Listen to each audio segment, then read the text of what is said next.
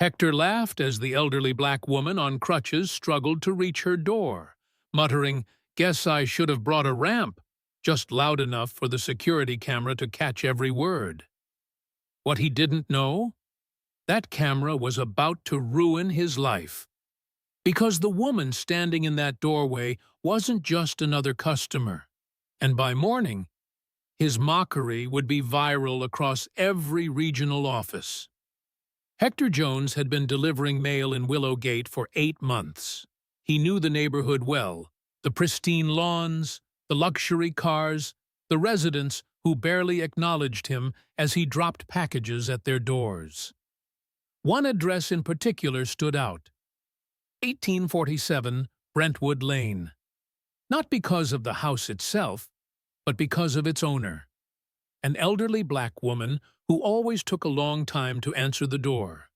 Hector had delivered there 3 times before, each time growing more impatient as he waited. But this afternoon felt different. When he pulled up with a large cardboard box, he noticed the security camera above the porch, a sleek, expensive model with a blinking red light. He grabbed the package, walked to the door, and rang the bell. 1 minute passed, then 2. He could hear the faint scrape of crutches inside, slow and deliberate. The door finally opened. The woman, Becker, stood there steadying herself, her face calm, but her eyes tired. Hector smirked. "Guess I should have brought a ramp instead of a delivery," he muttered, just loud enough for her to hear.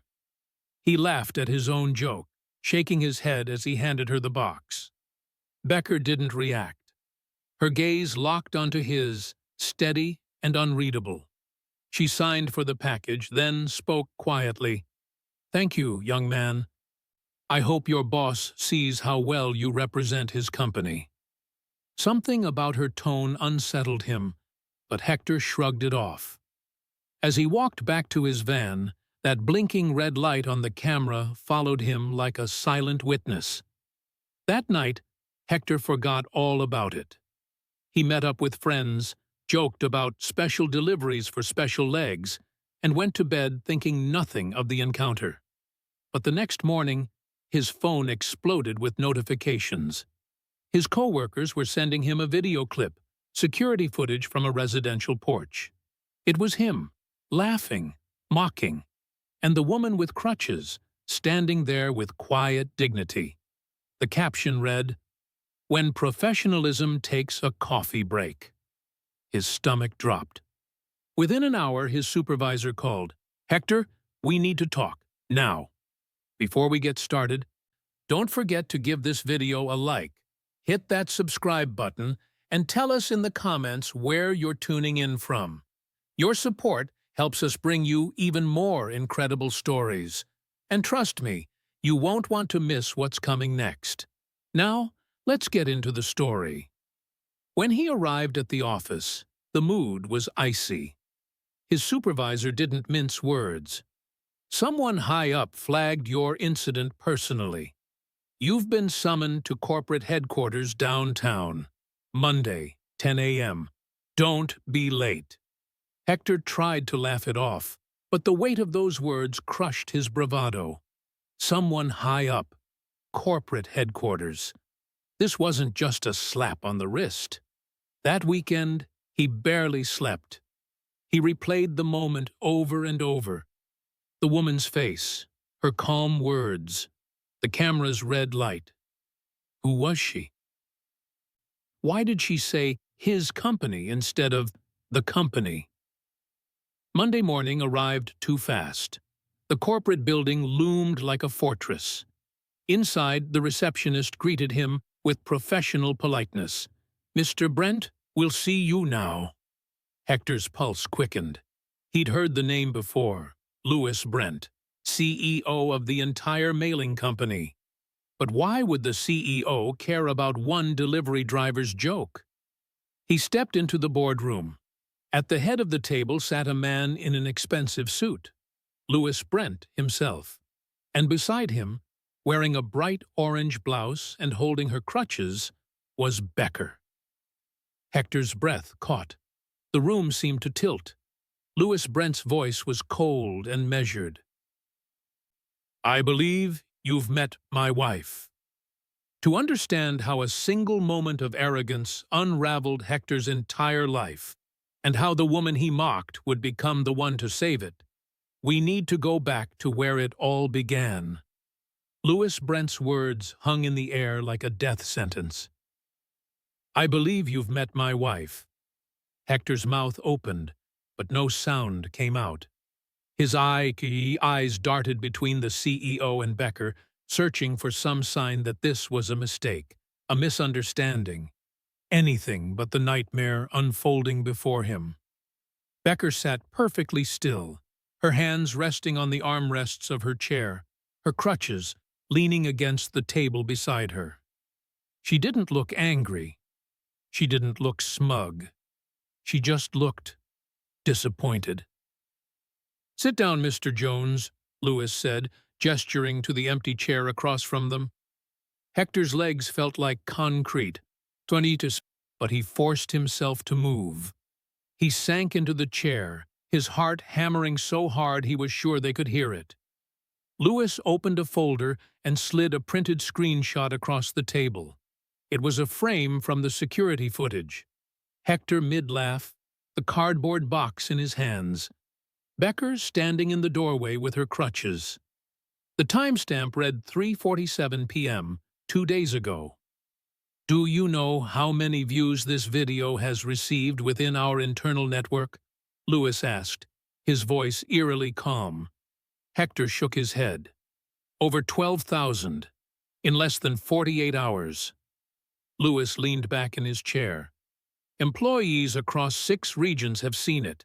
Some found it amusing, most found it appalling, and one person, my wife, found it deeply hurtful." Hector's throat tightened. "Sir, I didn't mean—" "Didn't mean what?" Louis interrupted. "Didn't mean to mock a disabled woman on her own doorstep? Didn't mean to make a joke about her mobility issues while representing my company?" "It was harmless banter," Hector blurted, the words tumbling out before he could stop them. "I didn't know who she was. I was just—" "Harmless?" Becker's voice cut through the room like a blade. It was the first time she'd spoken since he entered, and the quiet intensity of it froze him in place. She leaned forward slightly, her gaze locking onto his. "Tell me, Hector, if you had known who I was, would you have said it?" He opened his mouth, then closed it. The answer was obvious, and they all knew it. "That's the problem," Becker continued softly. "You weren't kind because you thought I mattered. You were careless because you thought I didn't." The words hit him harder than any shout ever could. Hector felt his face burn with shame. He wanted to defend himself, to explain that he wasn't a bad person, that he'd just been thoughtless, but every excuse died on his tongue. Louis pulled another document from the folder. "HR has opened a formal investigation. Your employment is currently under review. Normally, this would result in immediate termination." Hector's stomach dropped. "Please, Mr. Brent, However," Louis said, glancing at his wife, "Becker has requested something different." Hector blinked, confused. He looked at Becker, who was watching him with that same calm, unreadable expression. "I don't want you fired, Hector," she said quietly. "I want you educated." "Educated?" Hector repeated, the word sounding foreign in his mouth. Becker nodded. "I run a non-profit rehabilitation program for people recovering from injuries and mobility challenges. Many of them work part-time through our community outreach initiative, delivering letters, packages, small parcels. It gives them purpose, income, and dignity." She paused, letting the words settle. "You'll be transferred there, temporarily. You'll work alongside them, learn their stories, understand what real resilience looks like." Her voice remained steady, but there was steel beneath it. "Maybe humility delivers better lessons than punishment." Hector stared at her, trying to process what he was hearing. This wasn't mercy. It was something else entirely. Something that felt worse than being fired. Lewis leaned forward, his expression unreadable. "Consider this your second chance, Mr. Jones. My wife is offering you an opportunity most people in your position would never receive. I suggest you don't waste it. You'll report to the Willowgate Rehabilitation Center tomorrow morning at 8, Becker added. Ask for Marcus. He'll show you what needs to be done." Hector nodded numbly, his mind spinning. He wanted to apologize, to say something that would undo the damage, but the words felt inadequate. Thank you, Mrs. Brent. I won't let you down." Becker's expression didn't soften. "You already did. Now you have a chance to prove you can do better." Lewis closed the folder with a decisive snap. "You're dismissed. Someone from HR will send you the details this afternoon." Hector stood on shaky legs, his body moving on autopilot. As he turned toward the door, Becker's voice stopped him. "Hector." He turned back. "The people you'll be working with have faced more obstacles in a single day than you've faced in your entire life. Show them respect, show them patience, and maybe, just maybe, you'll learn something worth keeping." He nodded, unable to meet her eyes, and left the boardroom. The elevator ride down felt endless. Hector's reflection stared back at him from the polished steel walls. A young man who suddenly looked very small. Outside, the city buzzed with life. People rushed past him on the sidewalk, oblivious to the fact that his entire world had just been dismantled and reassembled in the span of 20 minutes. He climbed into his van and sat there, hands gripping the steering wheel. His phone buzzed. An email from HR with the subject line, "Temporary Reassignment, Willowgate Rehabilitation Center." He opened it, scanning the details. 8 a.m. tomorrow. Community Outreach Coordinator, Marcus Wells. Dress code, casual but professional. Duration, to be determined based on performance and conduct. Hector exhaled slowly. He'd expected rage. He'd expected punishment. What he got instead was something far more unsettling.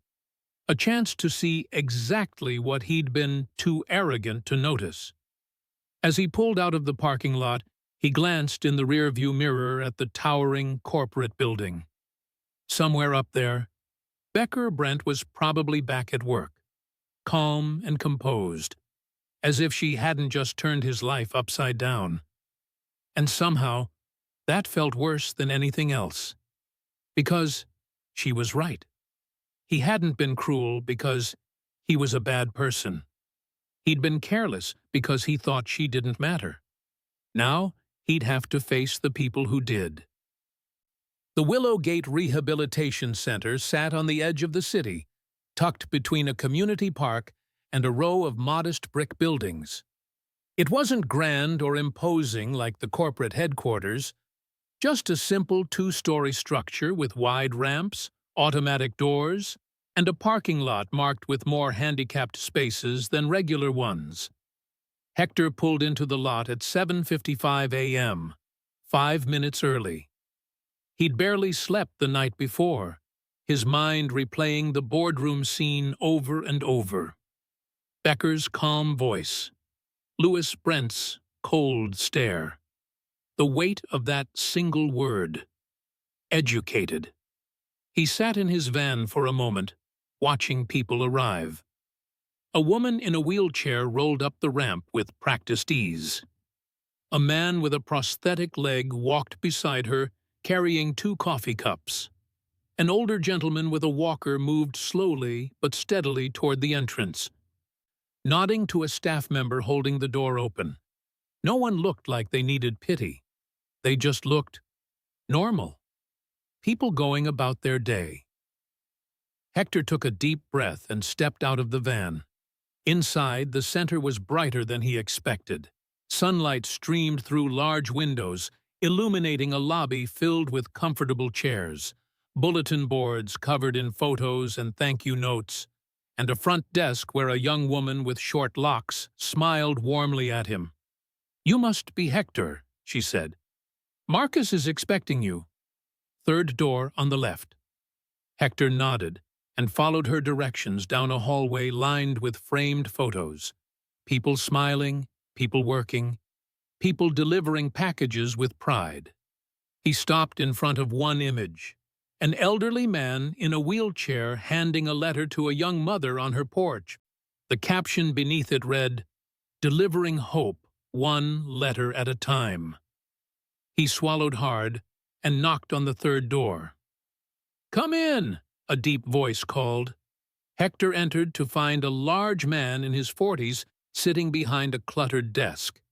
Marcus Wells had the build of a former athlete, broad shoulders and strong arms, but Hector's eyes immediately went to the prosthetic leg visible beneath his rolled-up jeans.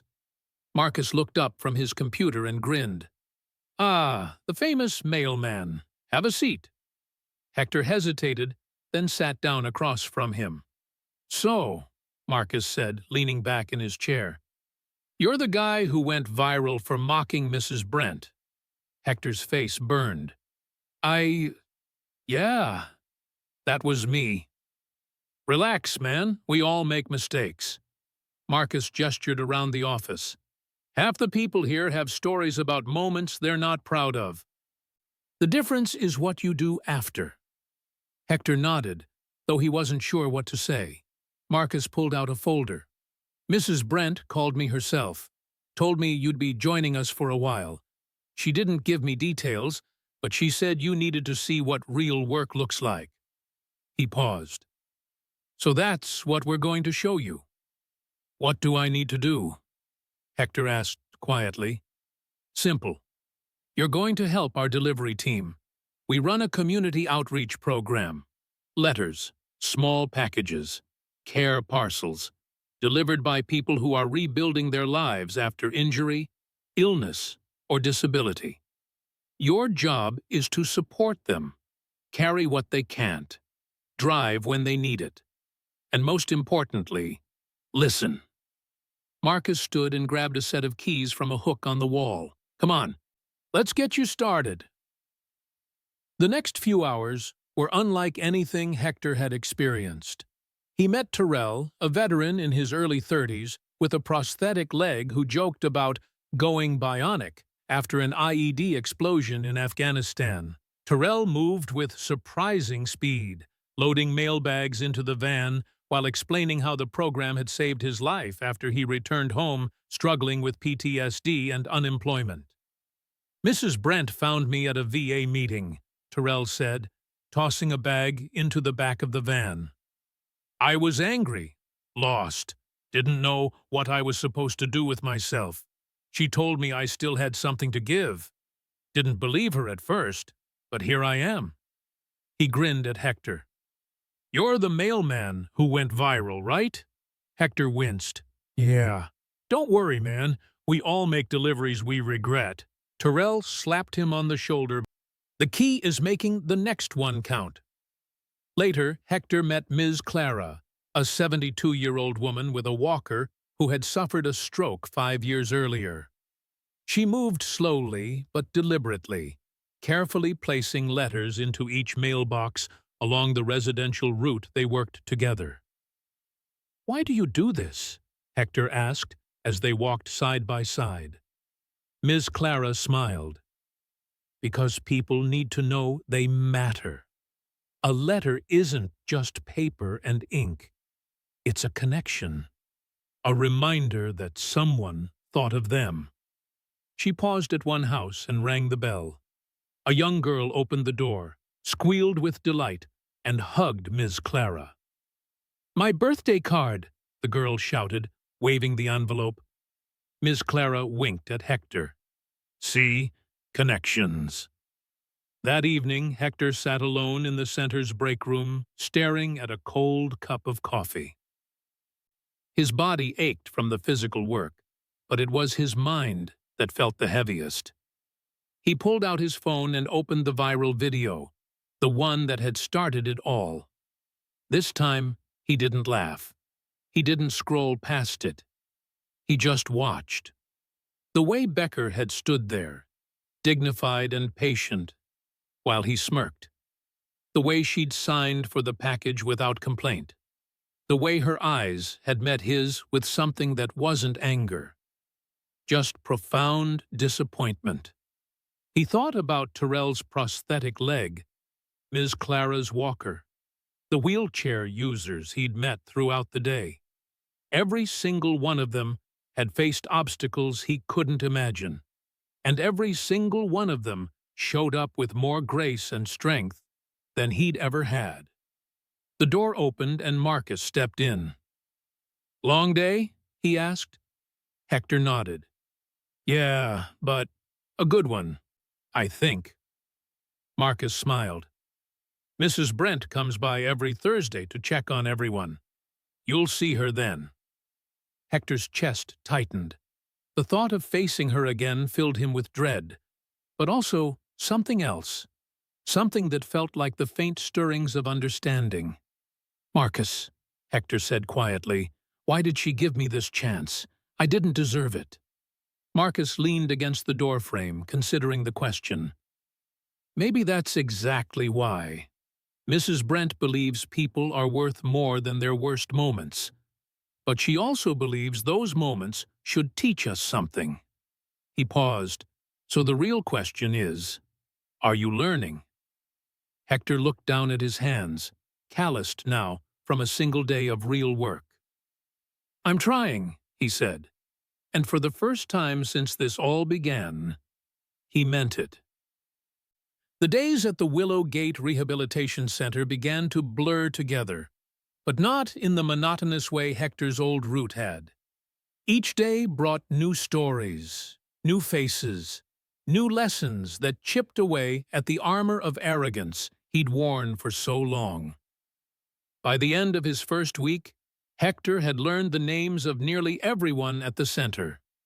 There was Jasmine, a 24-year-old former dancer who'd lost the use of her legs in a car accident. She navigated her wheelchair with such fluid grace that Hector sometimes forgot she was sitting down.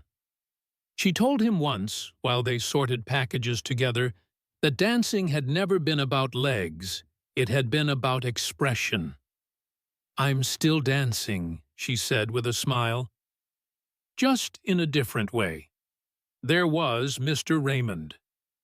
A quiet man in his 60s who'd survived a severe stroke that left his right side partially paralyzed. He moved slowly, deliberately, his speech sometimes halting. But his eyes were sharp, and his handwriting, painstakingly crafted with his left hand, was beautiful. He spent hours addressing envelopes for the center's community letters, each one a small work of art. And then there was Kevin, a 19-year-old kid who'd been hit by a drunk driver 2 years ago. He walked with a severe limp and sometimes needed crutches on bad days. He was the joker of the group, always cracking wise, always lightening the mood. But Hector caught him once, sitting alone during lunch, staring at old photos on his phone. Images of himself running track, mid-sprint, face lit with joy. Kevin had looked up and caught Hector watching. "You miss who you used to be?" he'd asked. Hector had opened his mouth to say he'd never lost anything, but the words died in his throat. Because the truth was he was losing something. Or maybe shedding something. The cocky, thoughtless version of himself that had stood on Becker's porch felt like a stranger now. "Yeah," Hector had admitted quietly. "I think I do." Kevin had nodded slowly. "That's the first step, man. Missing who you were means you're becoming someone different. Just make sure the next version is better." By the third week, Hector stopped checking his phone obsessively. The viral video had faded from the company's internal chatter, replaced by newer scandals and fresher gossip. But it didn't matter anymore. The video lived in his head now, a constant reminder playing on loop. He started arriving at the center 15 minutes early, helping Marcus prep the vans and organize routes. He stayed late, cleaning up the break room, restocking supplies, doing whatever needed to be done without being asked. One afternoon, he was loading boxes into a van when he heard a familiar voice behind him. "You're getting faster." Hector turned to see Terrell leaning against the building, arms crossed, that knowing grin on his face. "Just trying to keep up," Hector said. "Nah, man, you're doing more than that." Terrell walked over and clapped him on the shoulder. "When you first got here, you had this look, like you were just going through the motions, waiting for it to be over. Now? You're actually here, present. That's different." Hector didn't know what to say, so he just nodded. Terrell leaned in closer, his voice dropping. "Mrs. Brent's coming tomorrow, Thursday. You ready?" Hector's stomach tightened. He'd been dreading this moment since his first day. "I don't know." "Hey," Terrell's tone turned serious.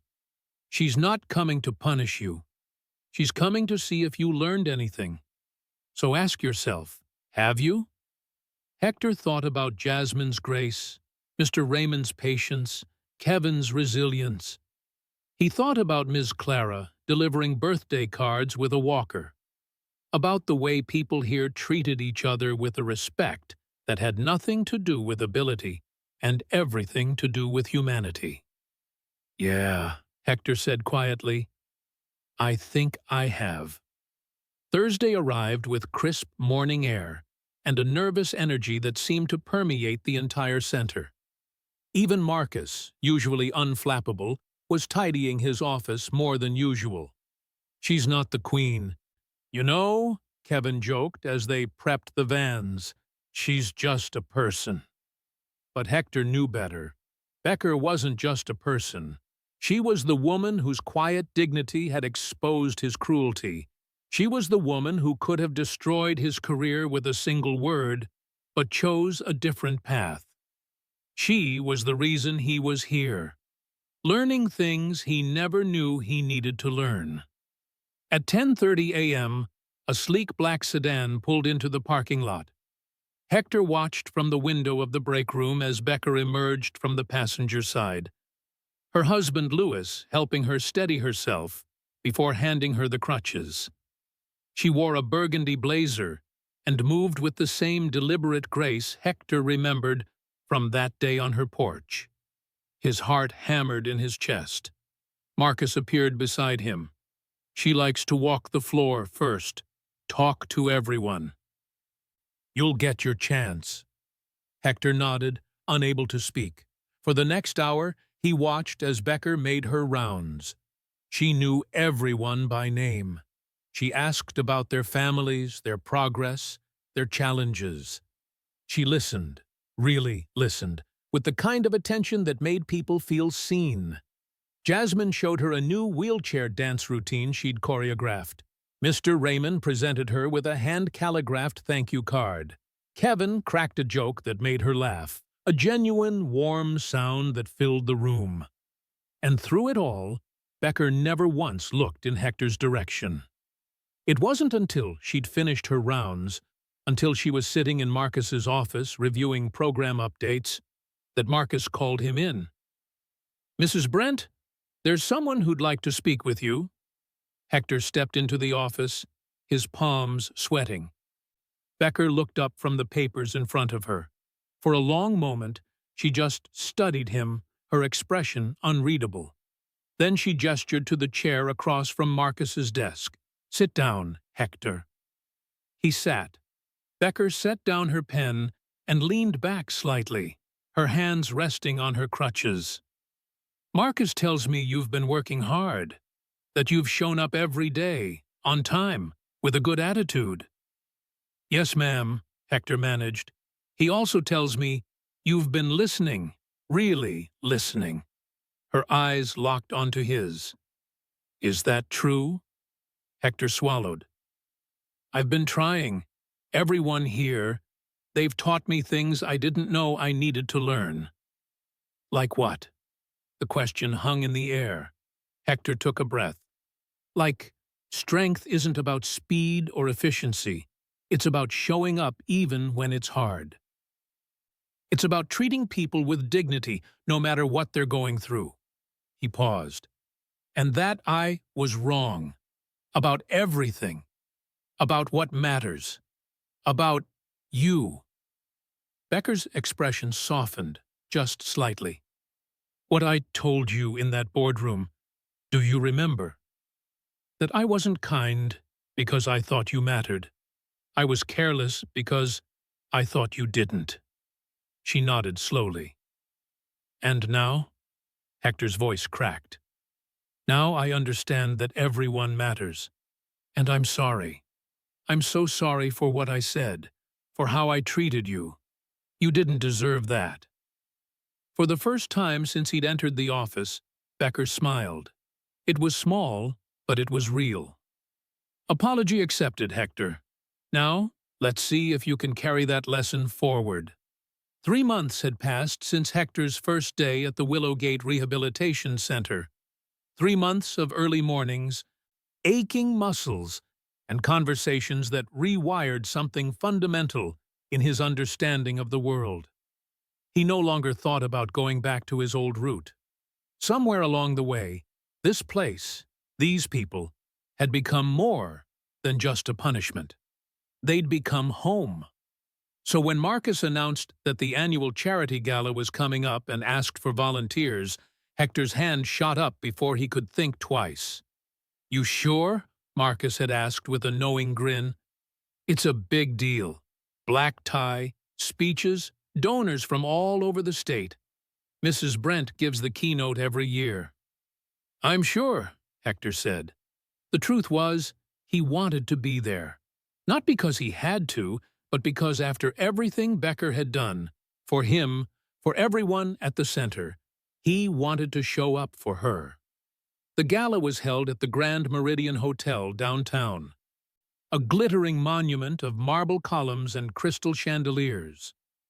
Hector had never been inside a place like this. He stood backstage in a borrowed suit. Marcus had lent it to him, adjusting his tie for the 10th time. "You look fine," Jasmine said, rolling up beside him in her wheelchair. She wore a stunning emerald dress, her hair styled in elegant twists.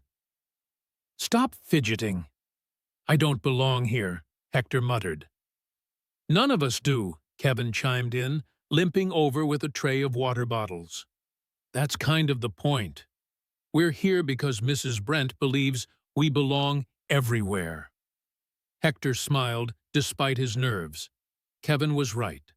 This gala wasn't just about raising money. It was about visibility, about showing the world that people with disabilities weren't just recipients of charity. They were leaders, workers, contributors. The ballroom filled quickly. Hundreds of guests in evening wear mingled beneath sparkling lights, their laughter and conversation creating a low hum of anticipation. Hector watched from the wings as Louis Brent took the stage to introduce his wife.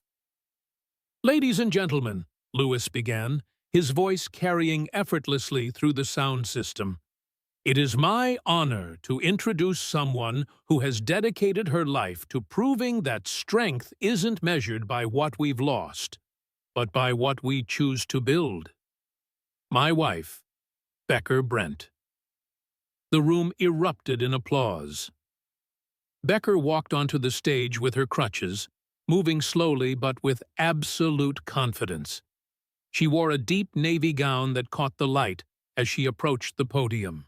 When she reached it, she set her crutches aside and gripped the edges of the lectern, her gaze sweeping across the audience. "Thank you," she said, her voice steady and clear. "Thank you for being here tonight, for believing in the work we do, for understanding that dignity isn't something we grant to people. It's something we recognize in them." The room fell silent, every eye locked on her. "I want to tell you a story," Becker continued. "A few months ago, I answered my door to receive a package.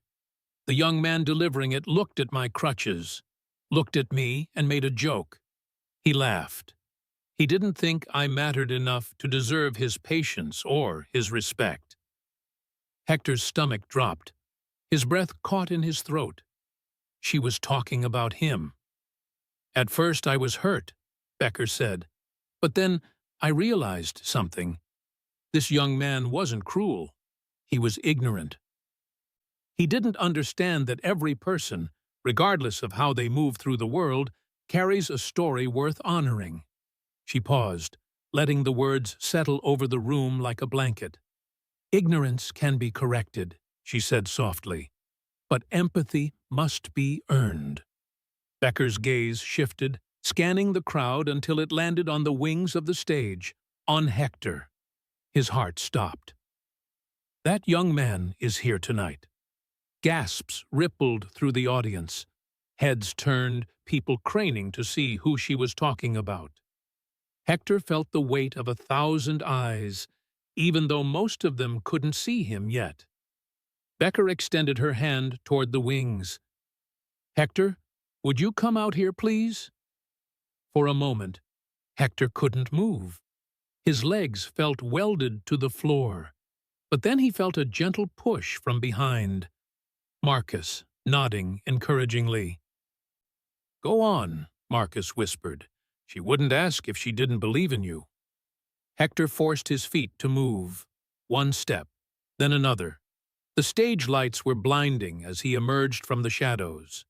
The audience was a sea of faces, some curious, some judgmental, some sympathetic. He walked toward Becker, his hands trembling. When he reached her, she smiled, warm and genuine, and extended her hand. He took it. "Ladies and gentlemen," Becker said, her voice carrying across the silent room. This is Hector Jones. 3 months ago, he mocked me on my doorstep. Today, he's one of the hardest-working volunteers at our rehabilitation center." She turned to face him fully. "Hector, would you like to say something?" His throat was tight, his vision blurred with unshed tears, but he forced himself to speak. "I was wrong," he said, his voice cracking. "I thought being fast made me good at my job.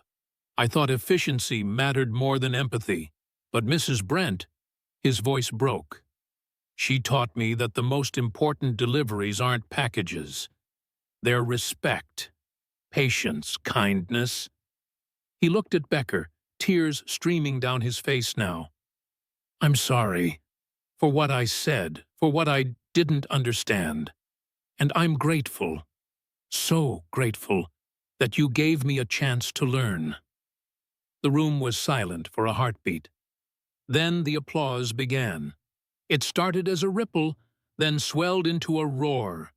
People rose to their feet, clapping, some wiping their own eyes. Hector stood there, overwhelmed, as Becker squeezed his hand. "He learned," she said to the crowd, her voice strong. "He changed. He served. That's what second chances are for." The applause grew louder. Hector looked out at the sea of faces, no longer judgmental, but hopeful. He saw Jasmine and Kevin in the wings, both grinning. He saw Marcus nodding with pride. He saw Louis Brent standing at the side of the stage, his stern expression softened. And he saw Becker, the woman who had every right to destroy him, but chose instead to rebuild him. "Thank you," Hector whispered, his voice barely audible over the applause. Becker smiled. "Don't thank me yet. Now comes the hard part, living up to it." As the applause finally began to fade and the gala continued, Hector walked off stage, his heart both broken and whole at the same time. For the first time in his life, he understood what it meant to be truly seen, not for who he had been, but for who he could become. The gala continued for another 2 hours. Champagne flowed, donors mingled, and the string quartet played soft melodies that filled the grand ballroom with elegance. But Hector barely registered any of it. He spent most of the evening in a daze, shaking hands with people who congratulated him, accepting kind words from strangers who'd witnessed his moment on stage. Some looked at him with admiration, others with skepticism, as if waiting to see if his transformation was real or just performance. He didn't blame them. He was still asking himself the same question. By the time the crowd began to thin, Hector found himself standing alone near the floor-to-ceiling windows overlooking the city. The lights of downtown stretched out like a constellation, each one a life, a story, a person he'd never know. Quite a view, isn't it? He turned to find Becker standing beside him, leaning on her crutches. She'd removed her blazer, and in the soft glow of the city lights, she looked both regal and exhausted. "Mrs. Brent," Hector said, straightening immediately, "I didn't see you." "Relax, Hector," she smiled gently. "The speech is over. You can breathe now." He managed a weak laugh, but his chest still felt tight. "I don't know how to thank you. For what you said up there. For everything." Becker gestured toward a pair of chairs near the window. "Walk with me. Or rather, sit with me. These old legs need a rest." They settled into the chairs, and for a moment, neither spoke. The city hummed below them, oblivious to the conversation taking place above. "You know," Becker began, her voice quiet, "when I saw that video, my first instinct wasn't anger. It was sadness." Hector's throat tightened. "I'm so sorry." She held up a hand. "Let me finish. I was sad because I saw a young man who didn't understand his own power. Every word we speak, every action we take, it ripples outward. You had no idea that your careless joke would follow you. But more than that, you had no idea how many people you'd already hurt with that same attitude before you ever knocked on my door." The words hit him like a physical blow. She was right. How many times had he been impatient with elderly customers? How many times had he rolled his eyes at people who moved too slowly, who needed extra help, who didn't fit his definition of efficient? "I've been thinking about that," Hector admitted. "About all the times I was careless, not just with you, but with everyone." Becker nodded. "That's growth. Real growth isn't just about apologizing for one moment. It's about recognizing the pattern that led to that moment." She shifted in her chair, adjusting her crutches. Hector noticed the way she winced, just slightly, as if the evening had taken its toll on her body. "Can I ask you something?" he said carefully. "Of course. Why did you give me a second chance? You could have had me fired. You could have destroyed my career with one word. Why didn't you?" Becker was quiet for a long moment, her gaze distant. When she finally spoke, her voice was softer than he'd ever heard it. "Because someone gave my husband a second chance. Once." Hector blinked, confused. "Mr. Brent?" She nodded. Lewis grew up in poverty. South side of Chicago, single mother, barely enough to eat. When he was 17, he got caught stealing food from a convenience store. The owner could have pressed charges. Instead, he offered Lewis a job. Hector listened, transfixed. That job became an apprenticeship. The apprenticeship became a career. And that career became the company Lewis built from the ground up. Becker's eyes glistened. One man's mercy changed the trajectory of his entire life, and by extension, mine. She looked at Hector directly. "We don't give second chances because people deserve them, Hector. We give them because we believe in the possibility of change, because we know that one moment, good or bad, doesn't define a person. What they do after that moment, that's what matters. Hector felt tears prick his eyes again. What if I fail?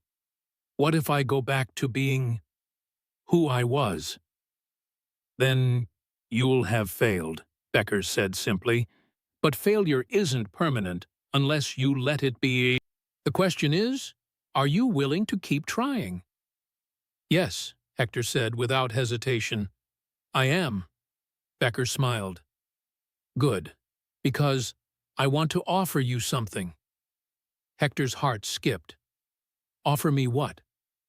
A permanent position, not as a delivery driver, as a community liaison for the rehabilitation center. You'd work with Marcus, help coordinate volunteers, mentor new participants, people who've made mistakes and need guidance. People like you were 3 months ago. Hector stared at her, stunned. You want me to work for you?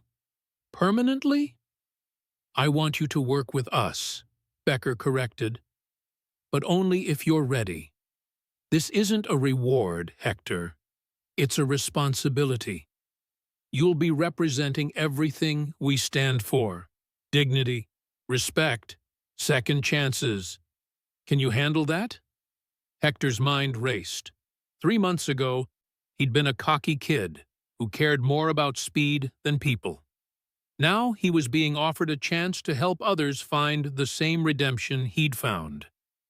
Yes, he said, his voice steady. I can handle it. Becker extended her hand. Then welcome to the team. He shook her hand, feeling the strength in her grip despite the crutches, despite everything she'd endured. Mrs. Brent, he said quietly, what happened to you? If you don't mind me asking. The crutches, I mean. Becker's expression grew somber. A car accident. 5 years ago, a drunk driver ran a red light and hit us head-on. I was in the passenger seat. She paused. Lewis walked away with a concussion. I didn't walk away at all. Not for a long time. Hector felt his chest tighten. I'm so sorry. Don't be. That accident taught me something important. It taught me that life can change in an instant. That the body we have today might not be the body we have tomorrow. And that how we treat people, especially people who are struggling, says everything about who we are. She stood slowly, steadying herself. The accident didn't break me, Hector. It revealed what I was made of. Just like that moment on my porch revealed what you were made of, and what you could become. Hector rose with her, his heart full. Thank you, for seeing something in me I didn't see in myself. Becker placed a hand on his shoulder. I saw what was always there. You just needed someone to point it out. She turned to leave, then paused. Oh, and Hector, one more thing. Yes? That security camera on my porch? It's still recording. Her eyes twinkled with gentle humor.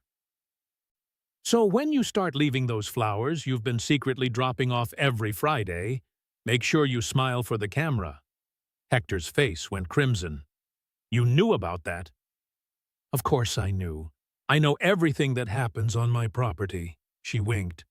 But it was a kind gesture. Keep doing those. The world needs more of them. With that, she walked away, her crutches clicking softly against the marble floor. Hector stood by the window, watching her go, and for the first time in months, he felt something he hadn't felt in years. Peace. Not because his mistakes were erased, but because he'd finally learned how to carry them forward. Not as burdens, but as lessons. And that, he realized, was the point all along.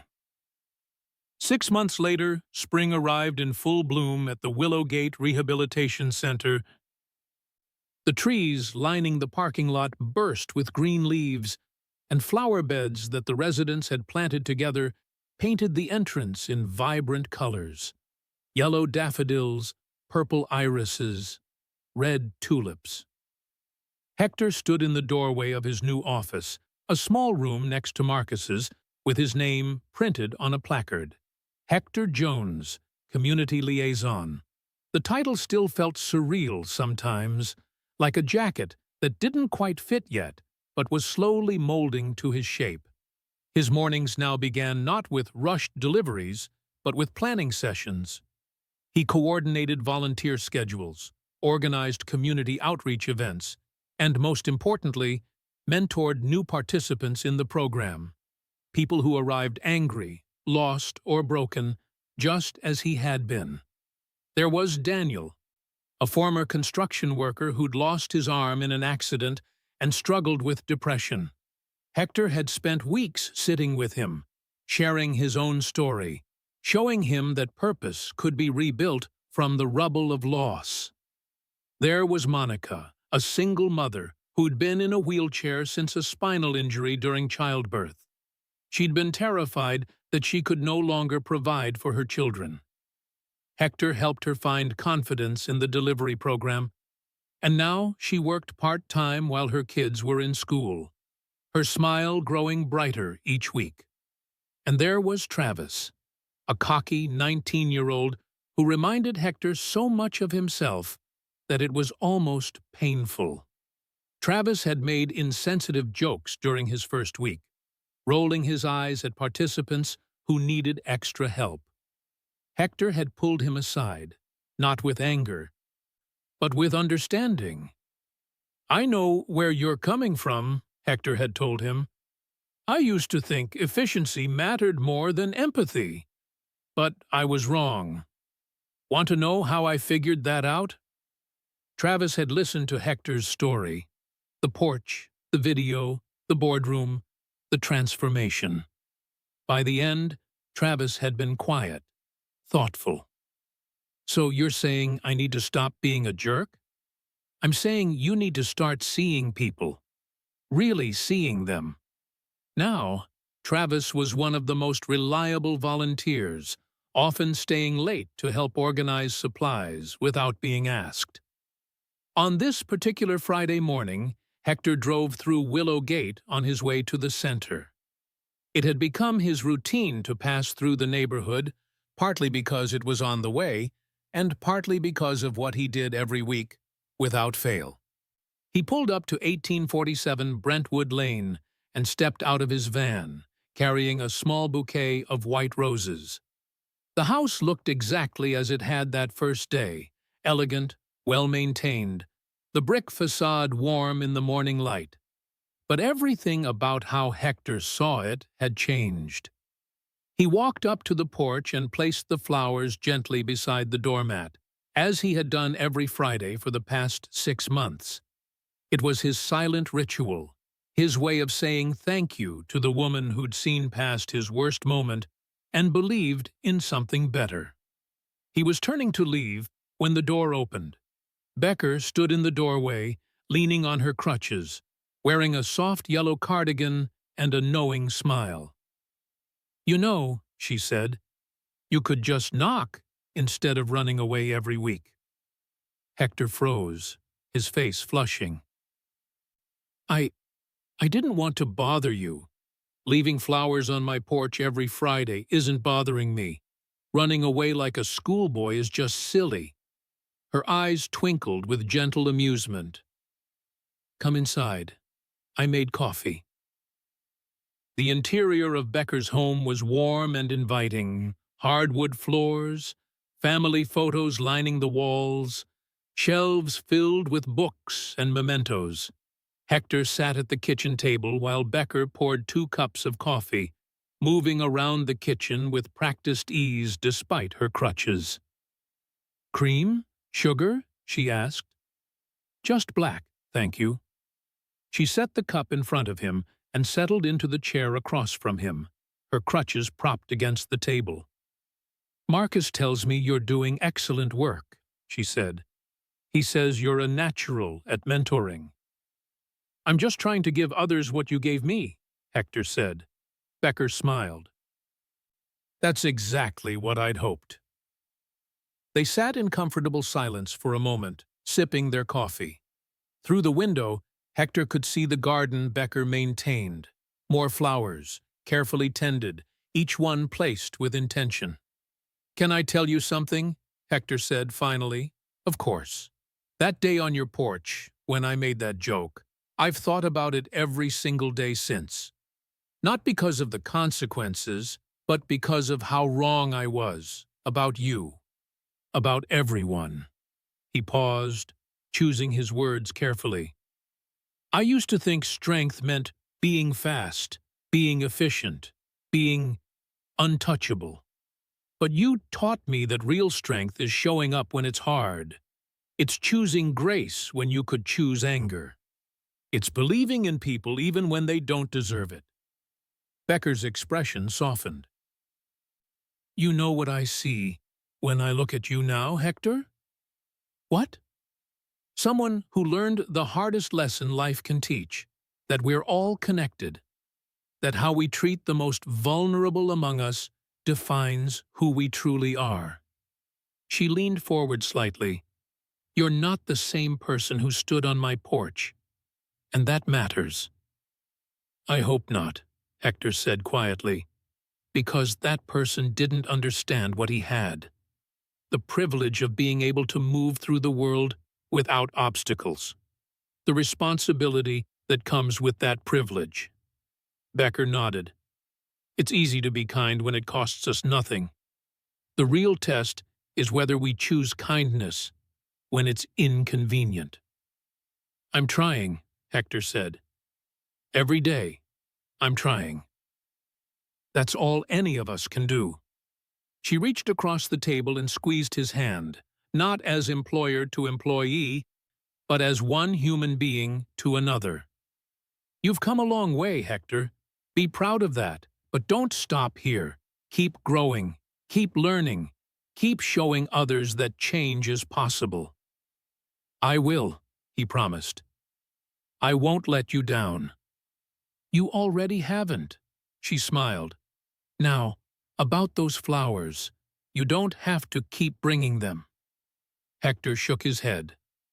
I want to. They remind me of what you did for me. And honestly, they remind me to keep being the kind of person who would bring flowers. Not because I have to, but because I want to. Becker's eyes glistened. Then, by all means, keep bringing them. Just know that you've already delivered something far more important. What's that? Hope. To every person who walks through those doors at the center and sees you, someone who made mistakes and found redemption. You're proof that second chances work. And in a world that's often quick to condemn and slow to forgive, that's the most valuable delivery of all. Later that afternoon, Hector returned to the center to find a group of new participants waiting in the lobby.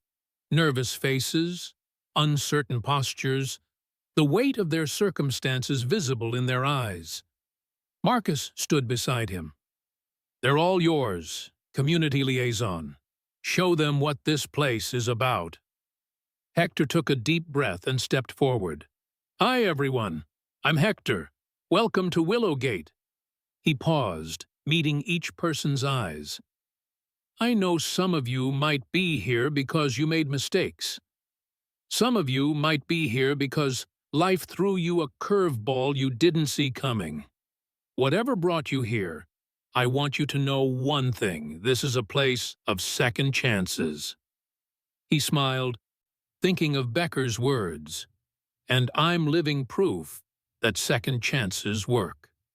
As he began showing them around, sharing his story, listening to theirs, Hector felt something he'd never felt in his old job. Purpose.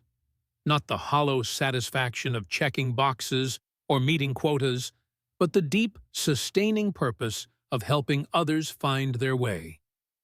Outside, through the window, he caught a glimpse of a delivery van pulling up. A young driver hopped out, carrying a package with confidence and care, greeting a wheelchair user at the door with patience and respect. Hector smiled. The cycle continued. The lessons spread. The deliveries, real deliveries, the kind that mattered, kept arriving. And somewhere across town, on a brick porch in Willow Gate, white roses sat in quiet testimony to the truth that redemption isn't a destination, it's a journey. One delivery at a time. 1 year later, the conference room at the mailing company's regional headquarters was packed. 50 new recruits sat in neat rows, their uniforms crisp, their faces eager and nervous in equal measure. Some tapped their feet, others checked their phones. A few whispered to each other, speculating about what this mandatory orientation session would cover. At the front of the room, Hector Jones stood beside a projector screen, a clicker in his hand. He wore a polo shirt with the company logo and khaki pants, the standard uniform for training coordinators. His hair was shorter now, more professional. His posture was straighter. But the biggest change wasn't visible in his appearance. It was in his eyes. Gone was the restless arrogance that had once defined him. In its place was something quieter, deeper, the steady gaze of someone who'd learned hard lessons and carried them forward with purpose. The regional director, Ms. Patricia Holloway, stood to introduce him. "Good morning, everyone. I know you're anxious to get out on your routes and start delivering, but before you do, we have someone special here to talk to you about what this job really means." She gestured toward Hector. "This is Hector Jones. He's been with the company for nearly 2 years now, and he's going to share some important lessons about professionalism, empathy, and the responsibility we all carry when we interact with the public." She stepped aside, and Hector took a breath. "Thanks, Ms. Holloway."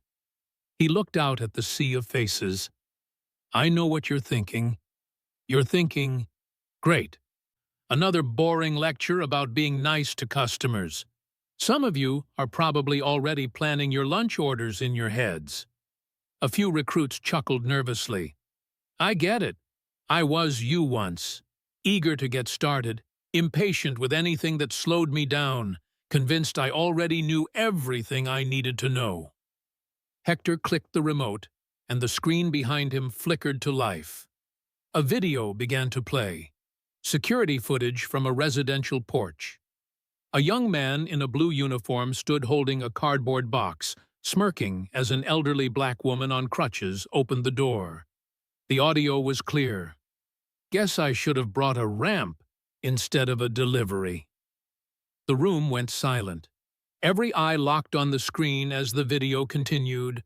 The woman's calm response, the young man's careless laughter, the way he walked away without a second thought. Hector paused the video on a freeze frame, his own face, mid-laugh, completely unaware of what was coming. "That's me," Hector said quietly, "1 year ago. And that moment, that careless, thoughtless moment, almost destroyed my career and taught me the most important lesson of my life." He had their attention now. Complete, undivided attention. "The woman I mocked in that video is Becker Brent. Some of you might recognize the last name. She's married to Louis Brent, the CEO of this company. But more importantly, she's a human being who deserved respect, and I didn't give it to her." Hector clicked to the next slide.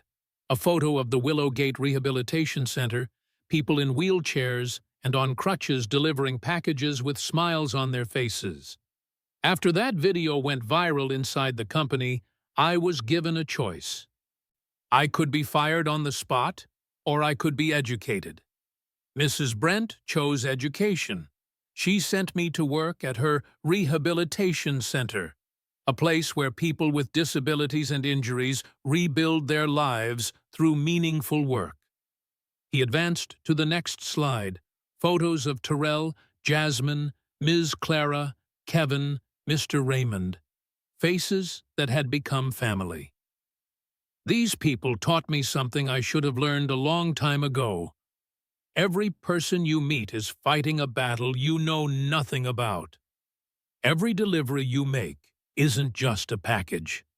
It's an opportunity to show respect, patience, and humanity. Hector's voice grew stronger, more passionate. You're about to go out into neighborhoods all across this region. You'll meet thousands of people. Some will be easy. They'll meet you at the door, sign quickly, and send you on your way. But others? They'll be slow. They'll ask questions. They'll need help carrying things inside. They'll take up time you think you don't have. He paused, letting the words sink in. And in those moments, you'll have a choice. You can be impatient. You can roll your eyes when they're not looking. You can make jokes to your coworkers later about difficult customers. Or, he clicked to a new slide, a quote in bold letters. You can remember that every person you meet deserves dignity. That's what this job is really about, Hector continued. Not speed, not efficiency, not hitting quotas. It's about showing up in people's lives, sometimes in their most vulnerable moments, and treating them the way you'd want to be treated. He told them about Terrell, the veteran who'd lost his leg but found purpose, about Ms. Clara, who delivered birthday cards with a walker because she understood that connection matters, about Kevin, the kid who'd lost his athletic dreams but learned to find new ones. These people didn't let their circumstances define them, Hector said. They let their character define them. And if you're lucky, if you pay attention and stay humble, the people you meet on your routes will teach you the same lessons they taught me. He clicked to the final slide. The freeze frame from the porch video again, but this time with text overlaid. One moment can change everything. Make sure yours counts. I'm not telling you this story to shame myself, Hector said. I'm telling you this story so you don't make the same mistakes I did. So you understand that the uniform you're wearing carries responsibility. You represent this company, yes, but more than that, you represent the possibility of kindness in someone's day. The room remained silent, but it was a different kind of silence now. Thoughtful, reflective. So here's my challenge to you, Hector concluded. Don't just deliver packages, deliver respect, deliver patience, deliver the kind of service that makes people feel seen and valued. Because at the end of the day, that's what they'll remember. Not how fast you were, but how you made them feel. He set down the clicker. Any questions? Hands shot up across the room. After the session ended, several recruits approached Hector, thanking him for his honesty. One young woman, barely 20, lingered until the others had left. "Mr. Jones?" she said hesitantly. "Just Hector is fine. I wanted to ask—" She paused, struggling with the words. "My sister has cerebral palsy.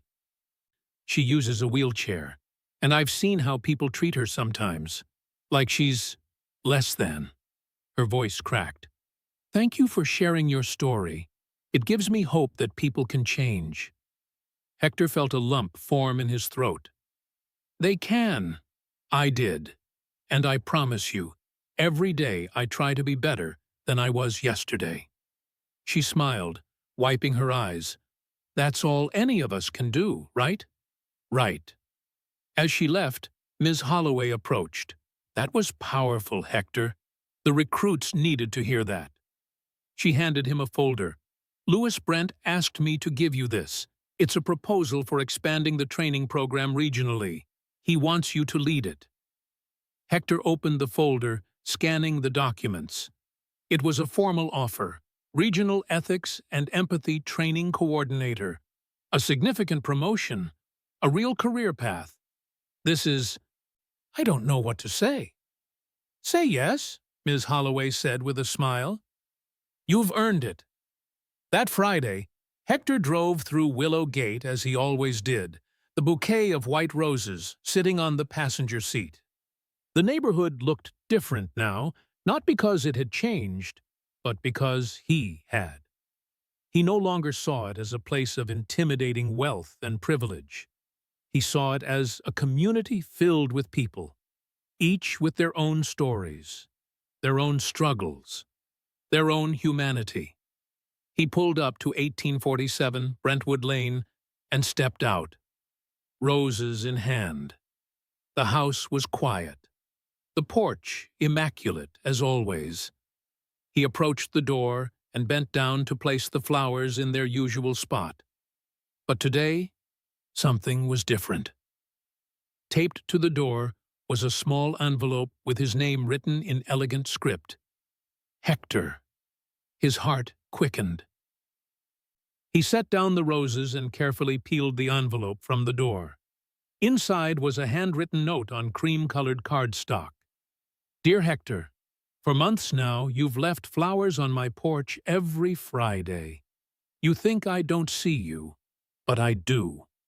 The security camera captures every visit, every careful placement of those white roses, every moment of quiet reflection before you leave. At first, I wondered if you were doing it out of guilt or obligation, but I've watched you, and I've listened to Marcus's reports about your work at the center. I've heard the stories from the people you've mentored. I've seen the way you've transformed not just your own life, but the lives of others. And I've realized something. You're no longer leaving flowers because of what you did. You're leaving them because of who you've become. That's the difference between remorse and redemption. Remorse looks backward with regret. Redemption looks forward with purpose.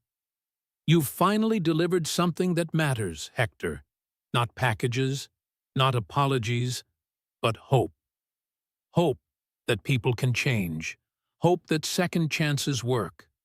Hope that one moment of cruelty doesn't have to define a lifetime. I'm proud of you. Keep delivering that message. The world needs it. With gratitude and respect, Becker Hector's hands trembled as he read the note a second time, then a third. Tears blurred his vision. He folded the note carefully and slipped it into his jacket pocket, right over his heart. He stood there for a long moment, looking up at the security camera with its blinking red light. And then, for the first time in all his Friday visits, he smiled directly at it. Not the careless, arrogant smirk of the person he used to be, but a genuine, humble smile of gratitude. The camera clicked, recording him one last time. But this time, it captured something different. Not a man running from his mistakes, but a man who had faced them, learned from them, and carried them forward as lessons instead of burdens. 3 months later, Hector stood in the lobby of the Willow Gate Rehabilitation Center, watching the organized chaos of a typical Thursday afternoon. Volunteers loaded vans with packages. Participants shared stories over coffee in the break room. Marcus coordinated routes on his computer while simultaneously joking with Kevin about last night's basketball game. It was messy and beautiful, and exactly where Hector belonged. His phone buzzed. A text from Becker. Corporate meeting next week. They want you to present the training program expansion proposal to the board. Are you ready? Hector typed back. I think so. Nervous, but ready. Her response came immediately. Good. Nerves mean you care. Just remember, you're not the same person who walked into that boardroom a year ago. Trust who you've become. He smiled and pocketed his phone just as Travis burst through the door, out of breath. Hector, we have a situation. What happened? New volunteer, guy named Marcus Rodriguez, just made a joke about one of the wheelchair users being too slow. Monica heard it. She's upset, and the guy's defensive. Hector took a deep breath. This was familiar territory now. Where are they? Break room. Hector walked down the hallway, his mind already working through how to handle this. He'd been in Marcus Rodriguez's shoes. He knew exactly what the guy was feeling. Embarrassment masking as defiance, ignorance masking as humor. When he entered the break room, he found Monica sitting in her wheelchair, arms crossed, while a young man in his early 20s stood nearby looking both angry and ashamed. "Hey, Monica," Hector said gently. "You okay?" "I'm fine," she said, but her voice was tight. "Just tired of people thinking my disability is a punchline." Hector nodded, then turned to Marcus Rodriguez. "Can we talk outside?" The young man followed him into the hallway, already preparing his defense. "Look, I didn't mean anything by it. It was just a joke." "I know," Hector said calmly. "I've said the exact same thing. Want to know where it got me?" He told his story, not to lecture, but to connect. He showed Marcus Rodriguez the video, explained the consequences, described the journey from arrogance to understanding. "I'm not telling you this to make you feel bad," Hector concluded. "I'm telling you this because I see myself in you, and I want to save you from making the mistakes that almost cost me everything." Marcus Rodriguez was quiet for a long moment. "What do I do now?" "You apologize. Sincerely. Not because you have to, but because Monica deserves to hear that you understand why your words hurt. And then you do better. Every single day, you choose to be better. And if she doesn't forgive me, then you respect that. Forgiveness isn't something you earn by asking for it.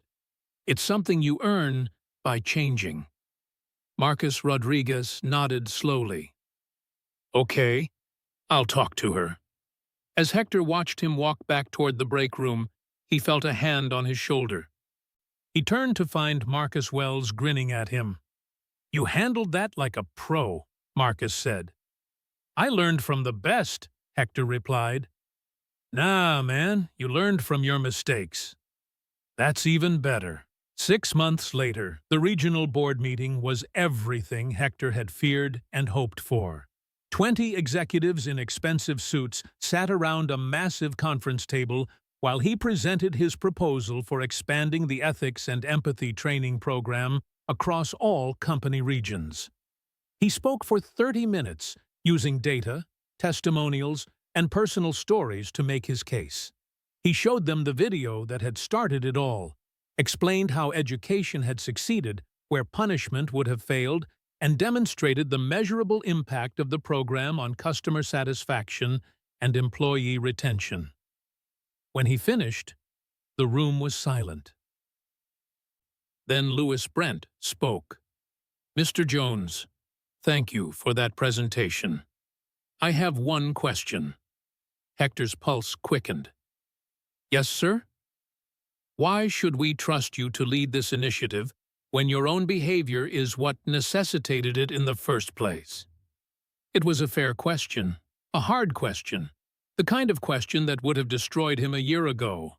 But now, Hector met Louis Brent's gaze steadily. "Because I'm not asking you to trust who I was, Mr. Brent. I'm asking you to trust who I've become, and more importantly, what I've learned. I've made mistakes that can't be erased. But those mistakes taught me lessons that can help thousands of employees avoid making the same ones. That's not just redemption for me. That's value for this company, and dignity for the people we serve." Louis Brent studied him for a long moment, then looked at his wife sitting beside him. Becker smiled slightly and nodded. Louis turned back to the board. "All in favor of approving the expansion and appointing Mr. Jones As Regional Ethics and Empathy Training Coordinator, every hand went up. Motion carried. Hector stood on Becker's porch one last time, not with roses, but with a framed photograph. It showed the entire team from the Willowgate Rehabilitation Center: Marcus, Terrell, Jasmine, Kevin, Ms. Clara, Mr. Raymond, Monica, Travis, and dozens of others, all smiling in front of the building. At the bottom, inscribed in silver, "To Becker Brent, who taught us that second chances aren't gifts. They're investments in who we can become. With gratitude, the Willowgate family." He rang the doorbell. Becker answered, leaning on her crutches, her face lighting up when she saw him. "Hector, what a wonderful surprise." He handed her the photograph. "We wanted you to have this, as a thank you for everything you've built, everything you've given us." Becker took the frame, her eyes scanning the faces, misting with emotion. "This is beautiful. Thank you." "No," Hector said softly.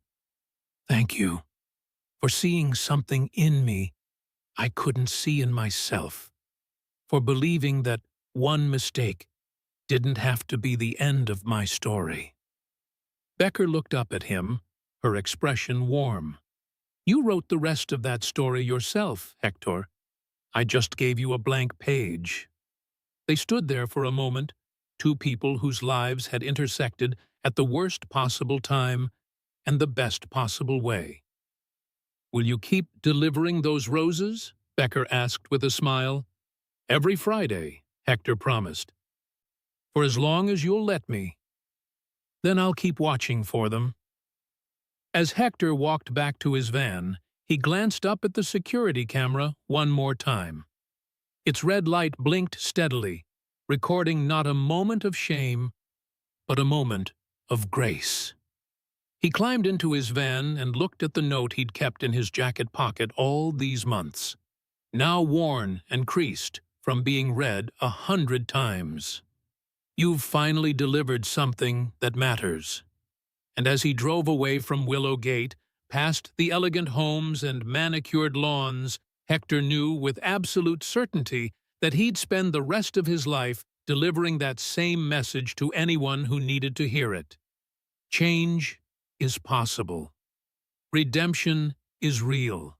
And everyone deserves a second chance to deliver something that matters.